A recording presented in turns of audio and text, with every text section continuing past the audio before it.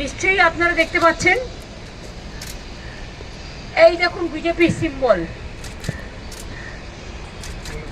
একটা election commission তাহলে কার ইশারায় চলছে, কার কথায় চলছে?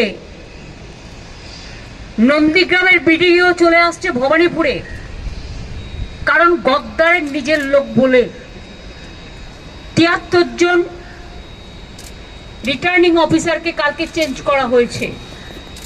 এর আগে চিফ সেক্রেটারি থেকে, হোম সেক্রেটারি থেকে, ডিজি থেকে, সিপি থেকে প্রায় ৬০-৭০ জন আইএস আইপিএসকে বাংলায় যারা কাজ করে বাইরে পাঠিয়ে দেওয়া হয়েছে। এবং কখনো কখনো বলে না ঠাকুর ঘরে কে, আমি তো কলা খাইনি, and now the cat is out of the bag। Election কমিশনের নোটিফিকেশনে বিজেপির চিহ্ন, তো ব্যাকডোর থেকে খেলছেন কেন? সামনাসামনি খেলুন, সবাই তো বুঝতে পারছে। কালকে মধ্যরাত্রে এসআইআর লিস্ট কেন বেরোবে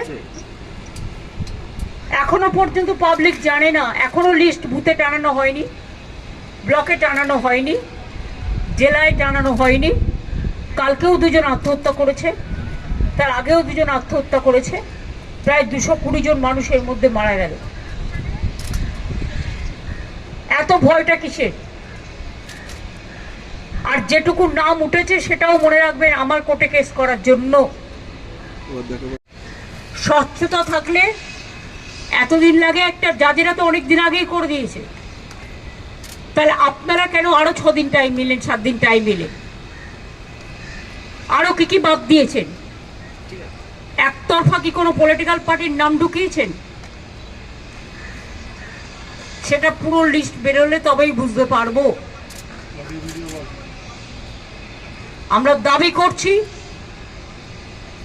বিজেপি ভ্যানিশ যে পলিটিক্যাল পার্টি, তারা মানুষের গণতান্ত্রিক অধিকার কেড়ে নিতে চায় এবং এটা তার সব কোর্টের প্রমাণ। এটি it is not for Kerala, এখানে লেখা আছে কিন্তু ওপরে অল স্টেটস অ্যান্ড ইউটিজ। মানেটা কি? ক্লারিক্যাল মিস্টেক বললে হয়ে যাবে? হ্যাঁ, এটা ক্লারিক্যাল মিস্টেক না, এটা political intention, deliberate attempt, and cat is out of the bag।